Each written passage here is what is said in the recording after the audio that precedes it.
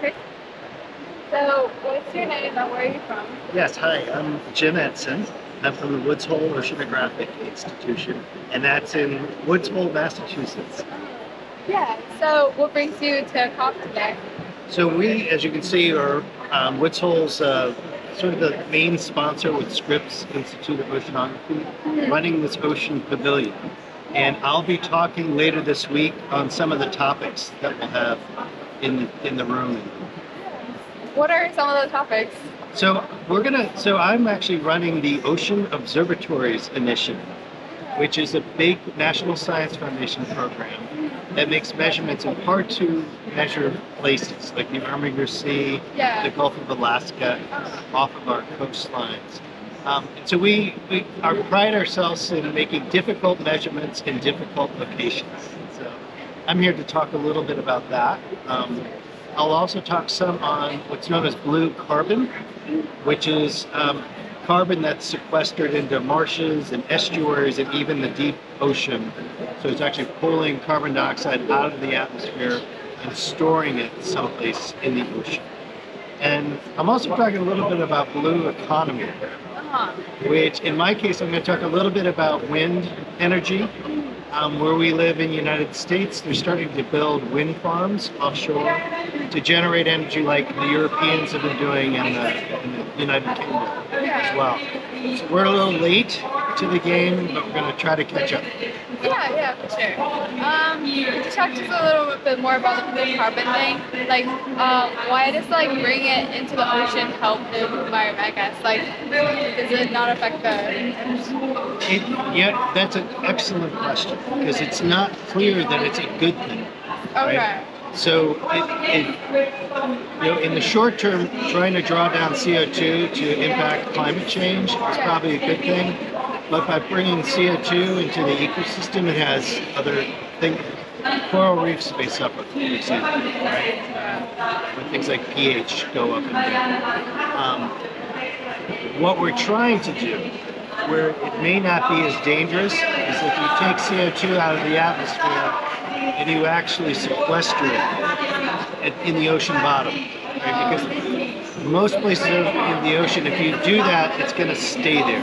Right? There are places where if you have carbon buried in the ocean bottom, it actually gets uplifted. And so it kind of depends where you put it.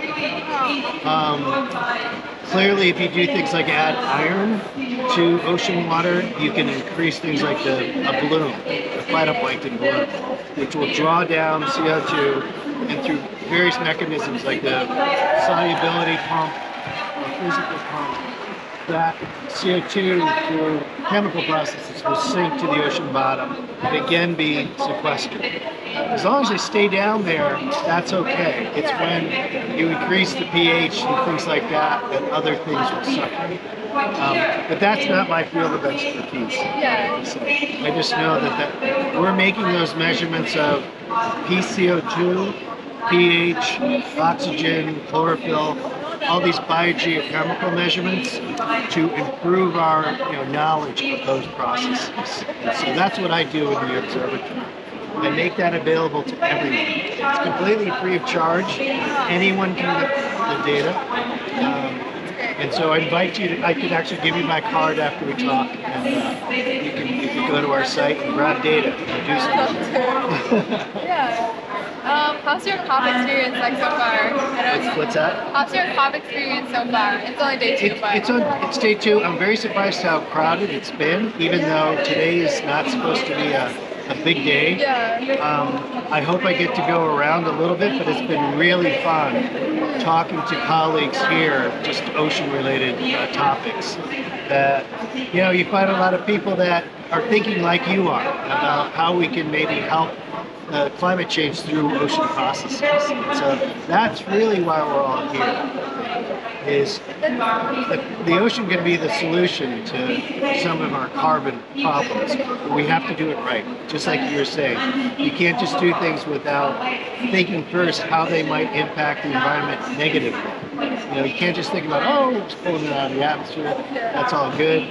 It can have consequences that you didn't expect, and that's where scientists come in and make sure that we're getting those right.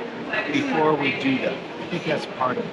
Yeah. Is to conduct experiments, small scale experiments that aren't going to have a huge impact by doing them small before you try something global. Yeah. So that's really what scientists do. Do you think there's any like misinformation in like climate change topics and Here, I mean, we know that there's a lot of naysayers. Most of the people here firmly believe that climate change is real and that we're responsible for it to some extent, but largely due to human activities. But there are people out there that feel otherwise. And we would say maybe they're spreading misinformation because as scientists we try to just deal with the facts. You don't see it here, but I would imagine there'll be people that come to our booth and maybe are skeptical of some of the things that we're working on. And it's our job to try to convince them that it's real. Because, like I said, everyone at this pavilion believes that it's real and it's a crisis, something that we need to worry about for younger generations like yourself. Thank you. Yeah, absolutely. That was really helpful, Oh, when are you on Friday? Awesome. Because I have a project on misinformation, and I talked to someone that focused on like climate change. So I just thought like kind of spread whatever and Very good. And you? Yeah. Guess that. Just wanted to confirm that. Oh, that's terrific. Thank you. Where's it on Friday? It's like one of the side like meeting rooms. Yeah. I'm not exactly sure which one it is. If you find out, I'd be interested if you would stop by and just let me know. Because we can get posted to people that their sessions. We have a lot of students here, they're college students that are helping us at the pavilion here. You're my first high school student that I've met. But they may be very interested too. They're trying to get out and see all the events. So if you have a chance and want to drop it by, I'm going to be here every day for this week. So, all right. Best of luck. Both of you. This is great. Thank you.